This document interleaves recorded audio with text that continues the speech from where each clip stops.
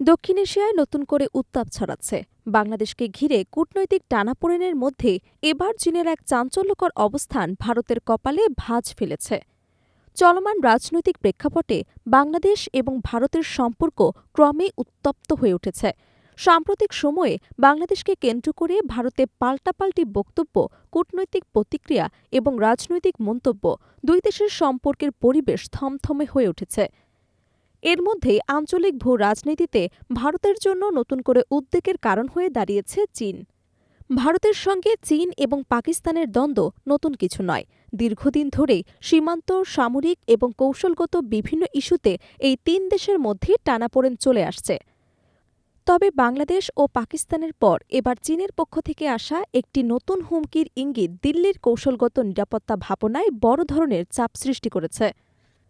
মার্কিন কংগ্রেসের সম্প্রতি জমা দেওয়া একটি বার্ষিক প্রতিবেদনে দাবি করা হয়েছে, ভারতের অরুণাচল প্রদেশকে নিজেদের ভূখণ্ড হিসেবে যুক্ত করতে চায় চীন। প্রতিবেদনে বলা হয়, বেইজিং অরুণাচল প্রদেশকে তাইওয়ানের মতোই নিজেদের অবিচ্ছেদ্য অংশ হিসেবে বিবেচনা করছে।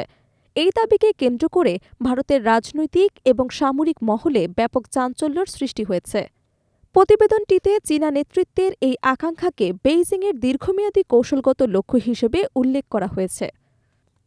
সেখানে স্পষ্টভাবে বলা হয়েছে, চীন শুধু অরুণাচল প্রদেশ নয়, তাইওয়ান এবং দক্ষিণ চীন সাগরের প্রায় পুরো অংশের ওপর পূর্ণ নিয়ন্ত্রণ প্রতিষ্ঠা করতে চায়। এসব লক্ষ্য অর্জনের মধ্য দিয়েই ২০৪৯ সালের মধ্যে চীনা জাতির মহাজাগরণ সম্পূর্ণ করার পরিকল্পনা নিয়েছে দেশটি। প্রতিবেদন অনুযায়ী এই বৃহৎ পরিকল্পনার অংশ হিসেবে চীন তাইওয়ানকে নিজেদের সঙ্গে যুক্ত করাকে একটি স্বাভাবিক এবং অপরিহার্য প্রয়োজন হিসেবে বিবেচনা করছে। একই সঙ্গে এসব অঞ্চলে নিজেদের দাবি প্রতিষ্ঠায় বিশ্বব্যাপী রাজনৈতিক, কূটনৈতিক এবং সামরিকভাবে সক্রিয় ভূমিকা পালন করতে চায় বেইজিং। এই লক্ষ্য বাস্তবায়নে বড় পদক্ষেপ হিসেবে চীন একটি অত্যন্ত শক্তিশালী এবং আধুনিক সেনাবাহিনী গড়ে তোলার পরিকল্পনা করছে। প্রতিবেদনে বলা হয়েছে, এই বাহিনী যে কোনো সামরিক অভিযানে অংশ নিয়ে বিজয় অর্জনে সক্ষম হবে। পাশাপাশি এই সেনাবাহিনীর মাধ্যমে দেশের ভৌগোলিক অখণ্ডতা, জাতীয় নিরাপত্তা এবং উন্নয়নমূলক স্বার্থ সংরক্ষণ করা হবে। প্রতিবেদনে বিশেষ গুরুত্ব পেয়েছে চীন এবং পাকিস্তানের ক্রমবর্ধমান সামরিক সম্পর্ক। এতে উল্লেখ করা হয়েছে, সাম্প্রতিক বছরগুলোতে পাকিস্তানের সঙ্গে চীনের প্রতিরক্ষা সহযোগিতা আরও গভীর হয়েছে। যৌথভাবে JF-70 যুদ্ধবিমান উৎপাদন এবং পাকিস্তানের পক্ষ থেকে চীনের J-10C যুদ্ধবিমান কেনার সিদ্ধান্তকে এই সম্পর্কের বড় প্রমাণ হিসেবে উল্লেখ করা হয়েছে। এছাড়া চীন বিভিন্ন দেশের মধ্যে ড্রোন এবং অন্যান্য সামরিক সরঞ্জাম সরবরাহের মাধ্যমেও বৈশ্বিক সামরিক সম্পর্ক জোরদার করছে বলে প্রতিবেদনে দাবি করা হয়েছে।